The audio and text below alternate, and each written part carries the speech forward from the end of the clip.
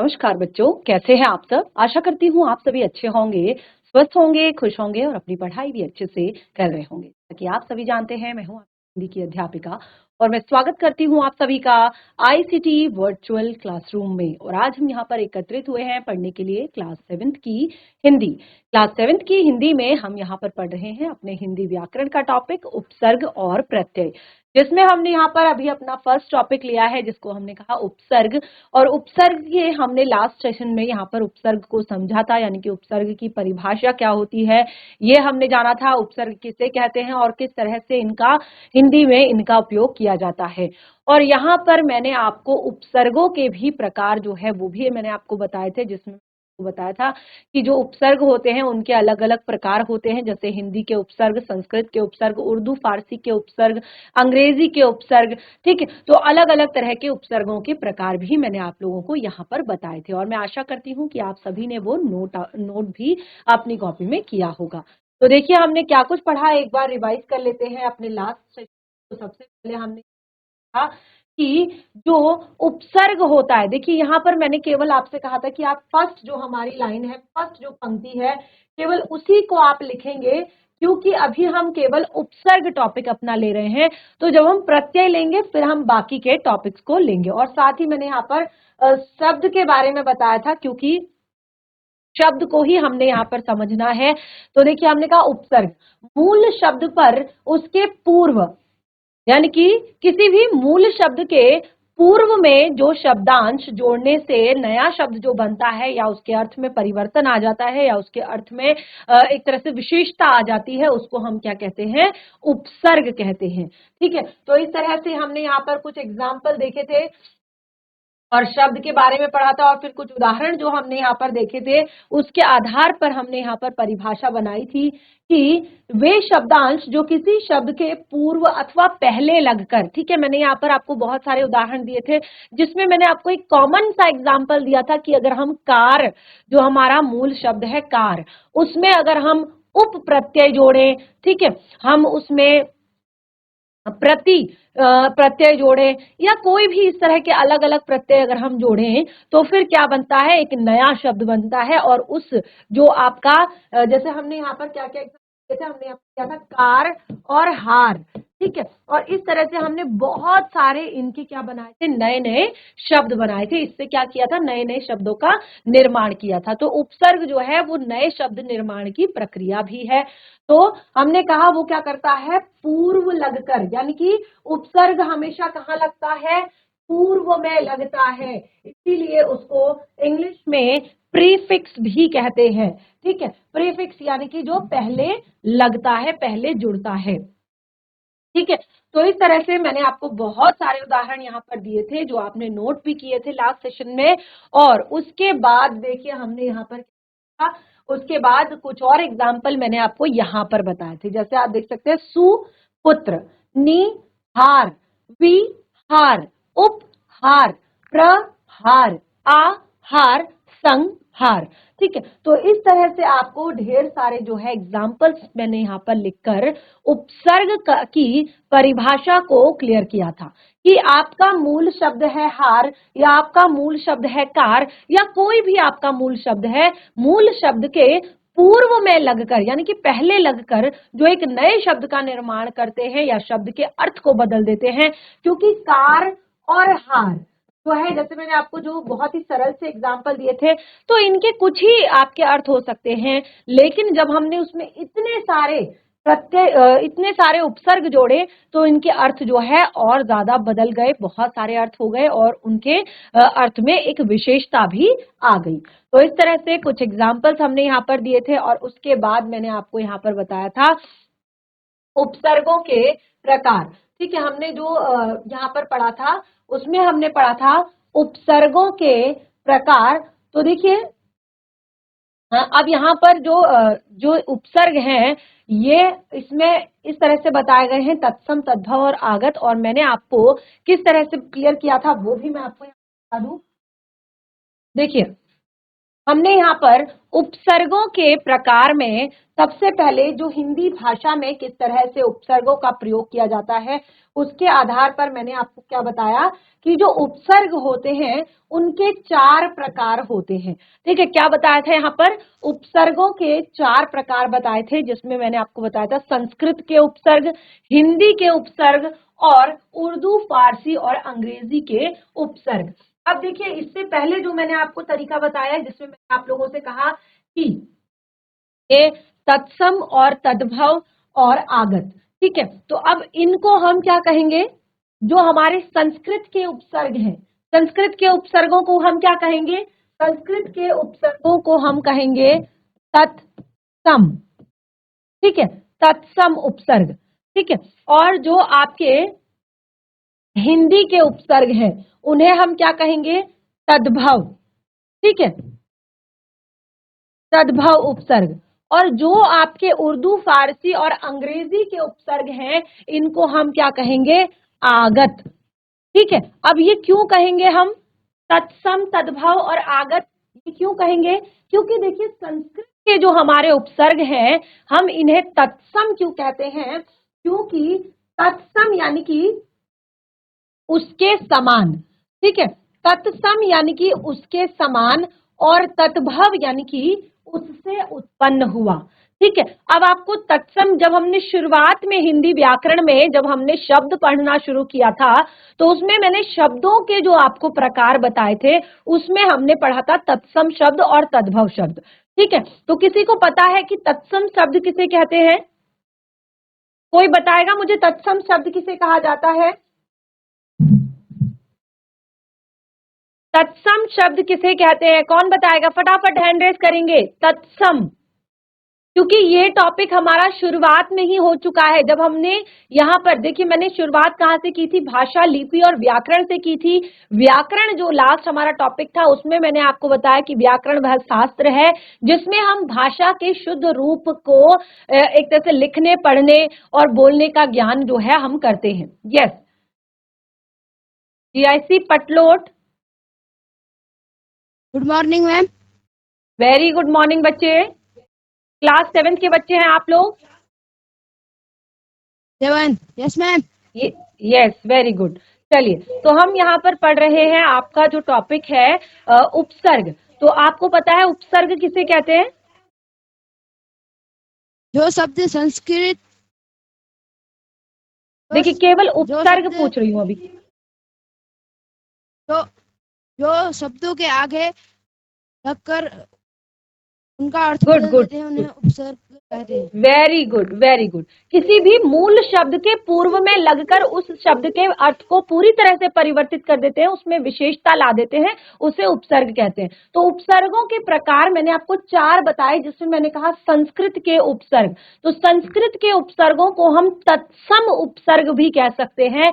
तो तत्सम शब्द किसे कहते हैं? यस बच्चे, आपको अनम्यूट किया गया है। तत्सम शब्द किसे कहते हैं? संस्कृत के उपसर्ग को तत्सम। संस्कृत के उपसर्ग, यहाँ पे उपसर्ग की बात नहीं हो रही है, मैं केवल कह रही हूं कि तत्सम शब्द किसे कहते हैं? संस्कृत से लिए गए उपसर्ग शब्द को तत्सम शब्द। देखिए, आप जो, मुझे लगता है आपको थोड़ा थोड़ा समझ आ रहा है, आप कोशिश कर रहे हैं बताने की, लेकिन आप एग्जैक्ट नहीं बता रहे हैं। मैं केवल यहाँ पर शब्द की बात कर रही हूँ। देखिए, जो हमारी हिंदी भाषा है, जो हमारी हिंदी भाषा है इसमें जो बहुत सारे शब्द हैं। ठीक है, जब मैंने आपको शब्दों के बारे में पढ़ाया था, देखिए पहले हमने वर्ण विचार पढ़ा था, फिर हमने वाक्य विचार, बैठ जाइए आप, बैठ के सुन लीजिए। जो हमने वर्ण विचार पढ़ा था, वाक्य विचार, शब्द विचार पढ़ा था, फिर हमने वाक्य विचार पढ़ा था। तो शब्द विचार में मैंने आपको सबसे पहले शब्दों के बारे में बताया और फिर शब्दों के प्रकार बताए कि कितने टाइप के होते हैं हमारी हिंदी भाषा में शब्द। तो इसमें मैंने सबसे पहले आपको बताया तत्सम और तद्भव शब्दों के बारे में। तो तत्सम, जैसे उत्पत्ति के आधार पर शब्द कितने प्रकार के होते हैं, ठीक है, रचना के आधार पर शब्द कितने प्रकार के होते हैं। ये बहुत ही बड़ा टॉपिक था और मैंने बहुत ही डिटेल में आप लोगों को पढ़ाया है और आप लोगों ने शायद नोट भी किया होगा। तो इसमें मैंने आपको बताया कि कुछ शब्द जो है हम हिंदी में, क्योंकि आप सभी को पता है हमारी हिंदी भाषा की उत्पत्ति कहाँ से हुई है? संस्कृत से हुई है। ठीक है ना, हिंदी भाषा की उत्पत्ति कहाँ से हुई है? संस्कृत से हुई है। तो कई बार हम बहुत सारे शब्द संस्कृत से एज इट इज हिंदी में प्रयोग कर लेते हैं, तो उसको हम कहते हैं तत्सम शब्द। क्या कहते हैं? तत्सम शब्द। तत् अर्थात उसके, सम अर्थात जैसा, समान। ठीक है, तो बिल्कुल संस्कृत से एज इट इज उसको हिंदी में ले लेते हैं, तो हम उसको कहते हैं तत्सम शब्द। जैसे मैंने एग्जाम्पल भी बताया था, सर्प। ठीक है, सर्प को हम संस्कृत में क्या कहते हैं? सर्प कहते हैं, और कई बार हम हिंदी में भी सर्प लिख देते हैं, और इसी को अगर हम हिंदी में लिखेंगे तो ये क्या हो जाएगा? सांप। ठीक है, इसको हम क्या कहेंगे? सांप। ठीक है, तो ये हमारा तत्सम और तद्भव शब्द है, यानी कि अगर हम संस्कृत के शब्दों को एज इट इज हिंदी में प्रयोग करें तो हम उन्हें कहेंगे तत्सम, और अगर हम उनके द्वारा, जैसे उनसे बने हुए जो शब्द हैं उनको हिंदी में लिखे हैं, तो वो कहे जाएंगे तत्भव। तत्भव यानी कि उससे उत्पन्न हुआ, उससे बना हुआ, उससे पैदा हुआ। ठीक है, उसके बाद आता है उर्दू फारसी के उपसर्ग, अंग्रेजी के उपसर्ग। अब देखिए, हमारी भाषा ना तो उर्दू फारसी है और ना ही अंग्रेजी है, तो ये क्या है? अंग्रेजी भाषा से जो शब्द हिंदी में आ जाते हैं, हिंदी भाषा में आ गए हैं, उर्दू फारसी के जो शब्द हिंदी में आ गए हैं, उनको हम कहते हैं आगत शब्द। तो ऐसे उपसर्ग जो कि आपके संस्कृत से लिए गए हैं तत्सम उपसर्ग, जो आपके हिंदी से लिए गए हैं तद्भव उपसर्ग, जो आपके उर्दू फारसी अंग्रेजी से लिए गए हैं वो आपके आगत उपसर्ग। ठीक है, तो इस तरह से मैंने वहां पर आपको 3 तरह के जो है उपसर्गों के बारे में बताया है। आप देख रहे हैं, तत्सम, तद्भव और आपके आगत। ठीक है, तत्सम, तद्भव और आपके आगत। ठीक है, तो अब देखिए, हमने यहाँ पर लास्ट सेशन में जो हमारा तत्सम जो उपसर्ग है उसको हमने यहाँ पर पढ़ा था, यानी कि संस्कृत के उपसर्गों के बारे में मैंने आपको यहाँ पर बताया था, और इस तरह से कुछ संस्कृत के उपसर्गों को यहाँ पर नोट करवाया था। आपने देखा, जैसे अति, अनु, अभि, अप, ये सब क्या है? संस्कृत के शब्द हैं। ठीक है, फिर उनका अर्थ भी मैंने आप लोगों को यहाँ पर लिखवाया था, और फिर उसके उदाहरण भी मैंने यहाँ पर आप लोगों को लिखवाए थे। ठीक है, तो इस तरह से कुछ शब्द हमने लिए जो कि संस्कृत के थे, और उसके बाद जो कि शब्दांश, ठीक है, पूरा शब्द नहीं है, शब्दांश है। हमने क्या कहा? ये मूल कुछ शब्द हैं, और मूल शब्दों पर जो शब्दांश लगते हैं और उससे कुछ इस तरह से जो नए शब्द बनाते हैं, उनको हम कहते हैं उपसर्ग। उप यानी कि पहले लगने वाला। ठीक है, तो ये कुछ एग्जाम्पल, और इस तरह से मैंने यहाँ पर आपको होमवर्क भी दिया था। ये मैंने आपको लास्ट सेशन में होमवर्क दिया था। ये कुछ मैंने संस्कृत के उपसर्ग आपको दिए थे, और उसके अर्थ मैंने यहाँ पर आपको लिखवा दिए थे, और आपसे शब्द जो है उदाहरण के तौर पर आप यहाँ पर लिखकर लाएंगे। तो कौन कौन बच्चे लिखकर लाए हैं? जरा हैंड रेज करेंगे एक बार। कोई लिखकर लाया है? यस। किसी ने नहीं किया होमवर्क?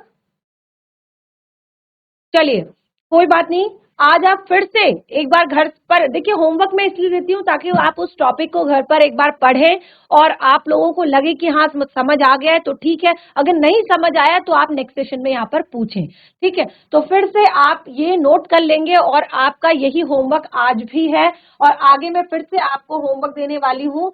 तो जैसे मैंने यहाँ पर आपको शब्द दिए थे, अव, प्रीति, परा और दुर।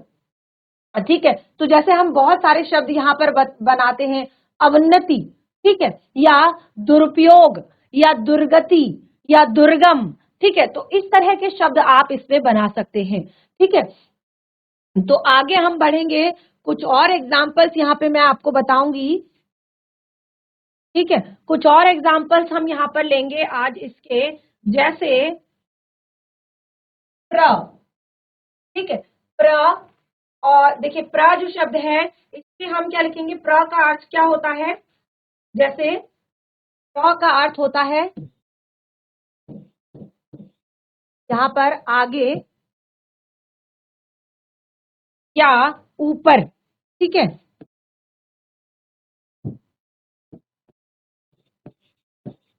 ऊपर। तो अब देखिए कैसे शब्द यहाँ पर बनेंगे? प्रचार, प्रकार, प्रयत्न। ठीक है, इस तरह के शब्द बनेंगे, और प्रलय। ठीक है, ये देख सकते हैं आप। इसी तरह से और भी बहुत सारे शब्द हैं, जैसे सु, ये भी आपका संस्कृत का उपसर्ग है। ठीक है, इसका अर्थ होता है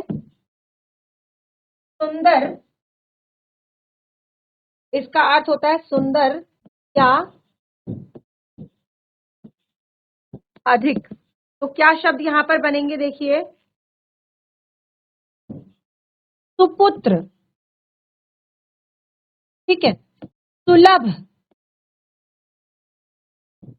ठीक है, या सुधार।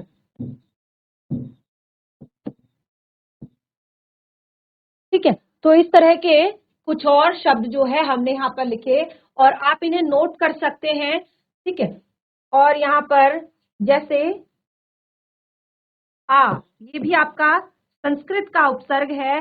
आ का अर्थ होता है सहित, या आ का अर्थ होता है सीमा। ठीक है, तो कुछ एग्जाम्पल क्या लिखेंगे हम, जैसे आजीवन, आमरण, ठीक है, या आकंठ।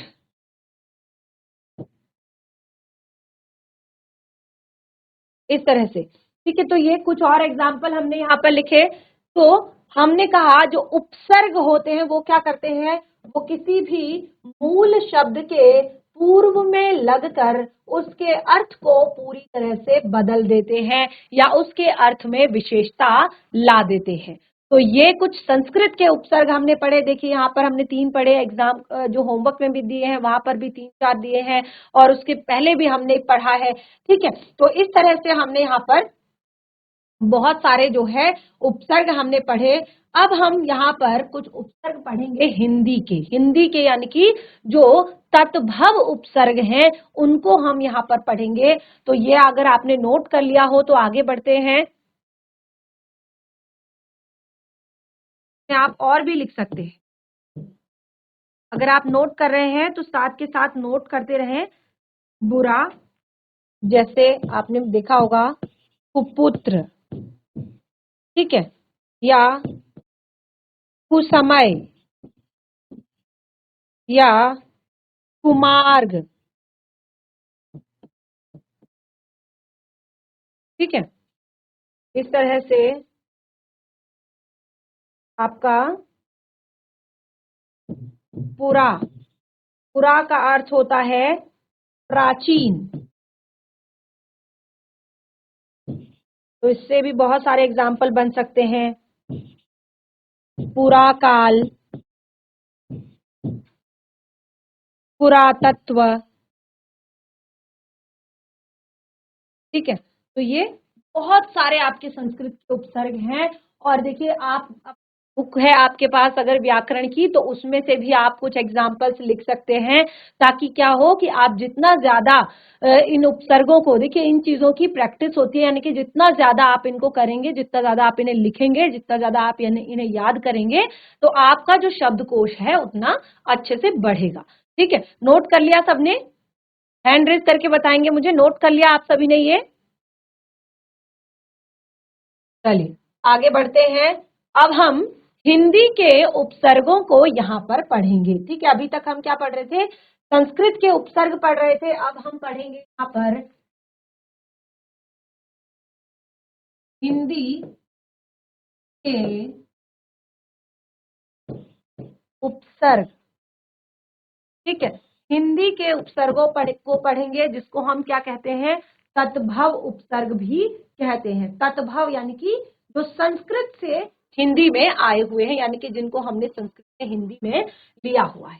ठीक है, तो अब देखिए यहाँ पर भी सेम कुछ उपसर्ग लिखेंगे हम यहाँ पर। ठीक है, ये कुछ उपसर्ग हो गए, और यहाँ पर हम उन उपसर्गों का अर्थ लिखेंगे, और फिर हम यहाँ पर बताएंगे कि किस तरह के उसके उदाहरण होंगे। ठीक है, किस तरह के उदाहरण होंगे। ठीक है, अब देखिए अ और अन, ठीक है, अध या जैसे आपका और भी बहुत सारे लिख सकते हैं आप, नी। ठीक है, तो अर्थ देखिए आप, सबसे पहले अ का अर्थ होता है अभाव या निषेध। ठीक है, जैसे अ का अर्थ क्या होता है, अभाव या निषेध जहां पर प्रकट किया जाता है। तो जैसे अथाह, अचर या अजर। ठीक है, या अचल।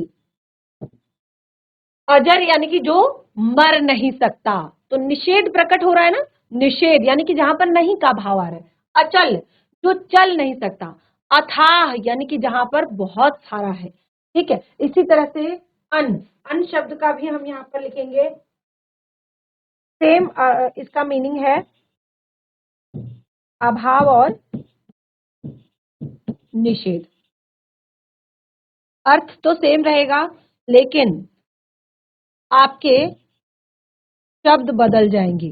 अनपढ़, ठीक है, अनमोल और अनबन। ठीक है, या अनहोनी। ठीक है, तो इतने सारे शब्द हमने लिखे।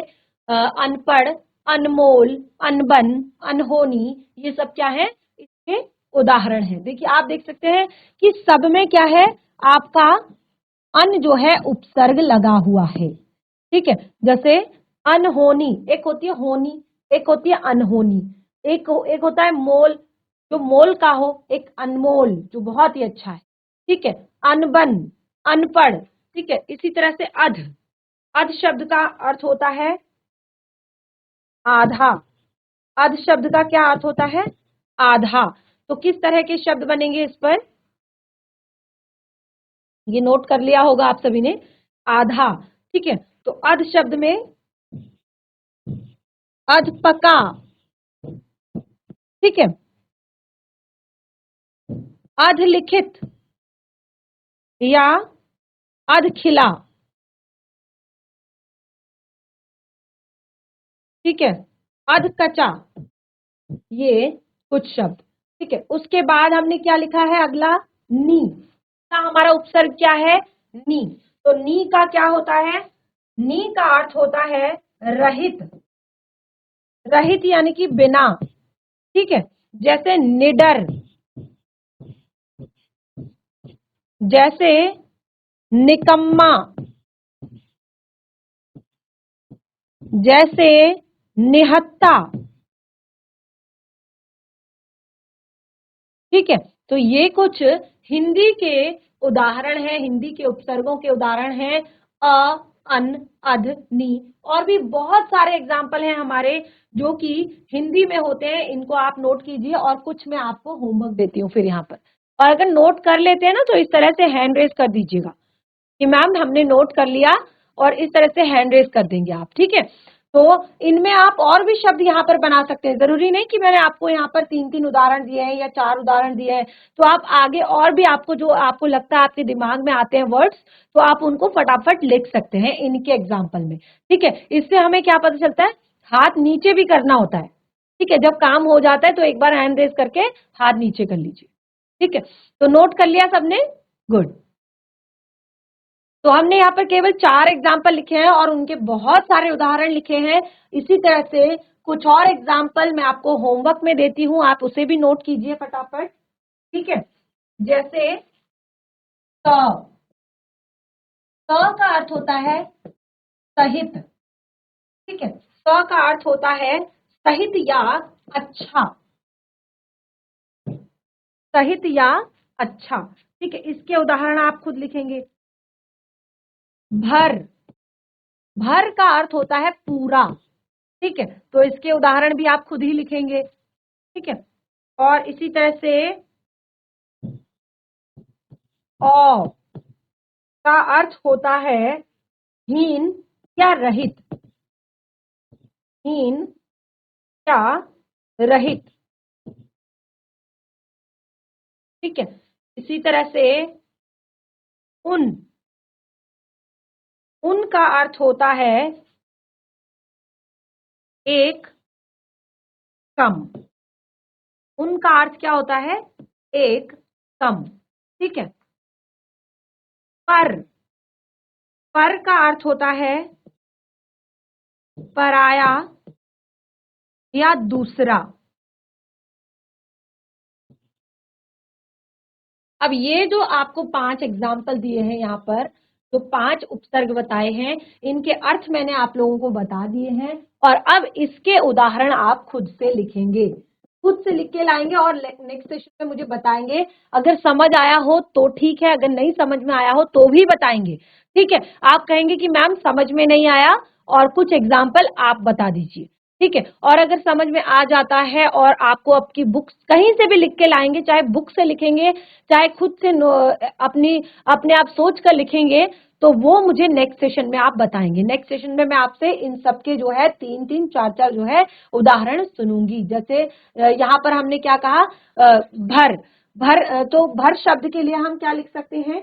ठीक है। जैसे भरपेट, भरपूर, ठीक है, भरमार कहते हैं ना, आजकल तो यहाँ पे जो है भरमार हो रखी है, या भरपेट, भरपूर। ठीक है। इस तरह के आप बहुत सारे उदाहरण जो है इसमें लिख सकते हैं। तो इसी तरह से यहाँ पर और भी मैंने शब्द दिए हैं, उनके भी उदाहरण आप लिखेंगे। नोट कर लिया आप सभी ने होमवर्क? वेरी गुड, बहुत अच्छी। तो ये होमवर्क है और यहाँ पर आपने उदाहरण लिखने हैं। ठीक है। उदाहरण लिखने हैं, जिस तरह से मैंने ये उदाहरण लिखे हैं ना, बिल्कुल उसी तरह से आपने यहाँ पर उदाहरण लिखने हैं। अब नेक्स्ट है हमारे उर्दू फारसी के उपसर्ग। नंबर 3 हमारे उर्दू फारसी के उपसर्ग। अब देखिए, उर्दू फारसी के जो उपसर्ग हैं उनको हम आगत उपसर्ग भी कह सकते हैं। आगत उपसर्ग भी कह सकते हैं, क्योंकि ये हमारी हिंदी भाषा के नहीं है। देखिए, अब हमने संस्कृत के उपसर्गों को तत्सम कहा और हिंदी के उपसर्गों को तत्भव कहा, और इनको हम आगत उपसर्ग भी कह सकते हैं कि उपसर्ग, उर्दू फारसी के उपसर्ग। ठीक है। अब देखिए, यहाँ पर भी सेम चीज है, यहाँ पर भी हम कुछ उपसर्ग लिखेंगे और उसके बाद हम यहाँ पर उन उपसर्गों का अर्थ लिखेंगे। ठीक है। और यहाँ हम देंगे एग्जाम्पल, उदाहरण देंगे कि किस तरह के शब्द हम इससे बना सकते हैं या किस तरह से बन सकते हैं। ठीक है। उर्दू फारसी के उपसर्गों को मैंने क्या बताया आपको? आगत उपसर्ग भी कह सकते हैं, और अंग्रेजी के उपसर्गों को भी हम आगत, क्योंकि ये आए हुए हैं हिंदी में। ठीक है। ये क्या है? हिंदी में आए हुए हैं, ये हिंदी भाषा के शब्द नहीं है। ठीक है। अब जैसे देखिए अल, ठीक है, अल का अर्थ होता है निश्चित। ठीक है। इसी तरह से कम, ये सब संस्कृत, ये सब उर्दू और फारसी के उपसर्ग हैं। कम का अर्थ होता है थोड़ा या हीन। ठीक है। इसी तरह से खुश, खुश का अर्थ होता है अच्छा या श्रेष्ठ कह सकते हैं। ठीक है। इसी तरह से गैर, ये सारे क्या है? उर्दू के उपसर्ग हैं, गैर। ठीक है। गैर का अर्थ होता है नहीं या निषेध। ठीक है। तो चलिए इनके उदाहरण लिख लेते हैं। जैसे हमने लिखा अल, तो अल शब्द से क्या बनता है? अलबत्ता। ठीक है। या अलगरज। इसी तरह से कम, कम का अर्थ यहाँ पर लिखा है थोड़ा या हीन। ठीक है। तो अब इसका भी हम उदाहरण यहाँ पर लिखेंगे। कमजोर, ठीक है, या कम अक्ल, ठीक है, कमजोर, कम अक्ल या कम उम्र। ठीक है, तो इस तरह से ये हमने कुछ एग्जाम्पल यहां पर बताए। फिर देखिए अगला शब्द क्या है, खुश। खुश के लिए क्या लिखेंगे, खुशहाल, ठीक है, या खुशबू,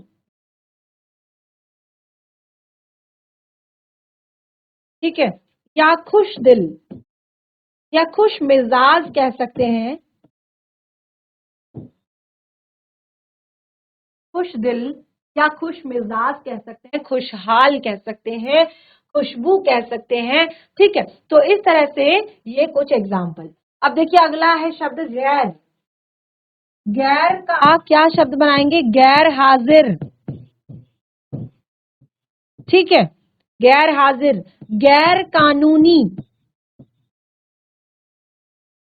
गैर कानूनी, ठीक है, या गैर जरूरी, गैर जरूरी।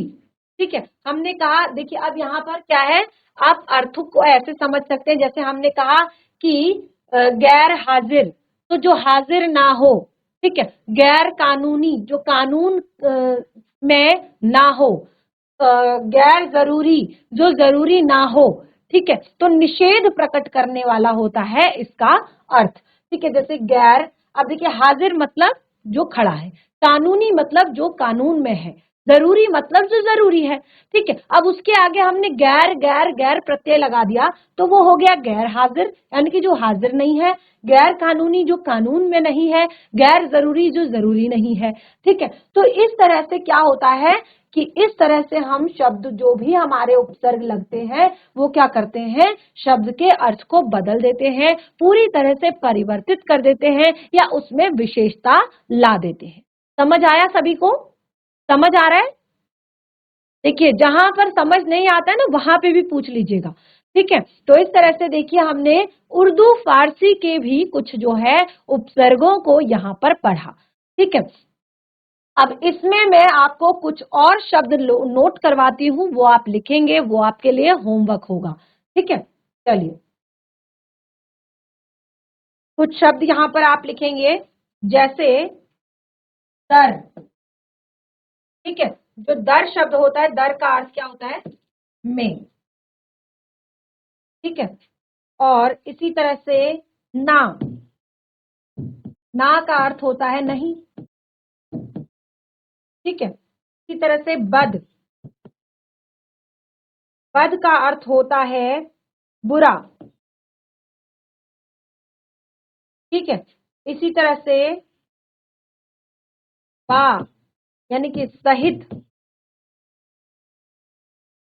बा का अर्थ होता है सहित या साथ भी कह सकते हैं। ठीक है, और इसी तरह से बे, बे का अर्थ होता है बिना,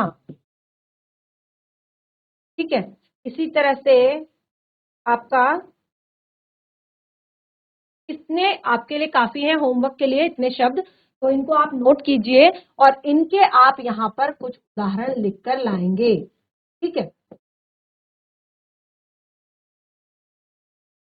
कि ये जैसे दर, इसका अर्थ है में, ना नहीं, बद का बुरा, बा का सहित या साथ, बे का बिना, तो इसके भी आप कुछ उदाहरण लिख कर लाएंगे। अब चाहे आप अपनी बुक से, मैं ऐसे नहीं कह रही हूँ कि आपको समझ नहीं आया, आप एक बार, आपके पास हिंदी व्याकरण की बुक होगी, उसमें आप देखेंगे, उसमें पढ़ेंगे, उससे भी आप एक बार पढ़कर अच्छे से इनके उदाहरण आप लिख कर लाएंगे।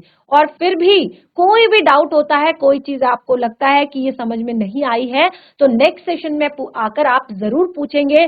शुरुआत में ही आप हैंड रेज करेंगे और पूछेंगे कि मैम हमें समझ नहीं आया। ठीक है ना। तो ऐसे नहीं बैठेंगे चुपचाप, क्लास में नहीं बैठेंगे कि मैम ने पढ़ाया, हमने पढ़ लिया, मैम ने नोट करने को कहा, हमने नोट कर लिया, लेकिन समझ में कुछ नहीं आया।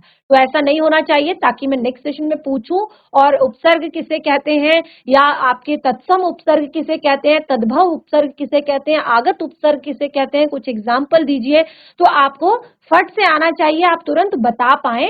आप इस तरह की कोशिश कीजिए। इस तरह से हमारा जो आज का सेशन है वो यहीं पे समाप्त होता है।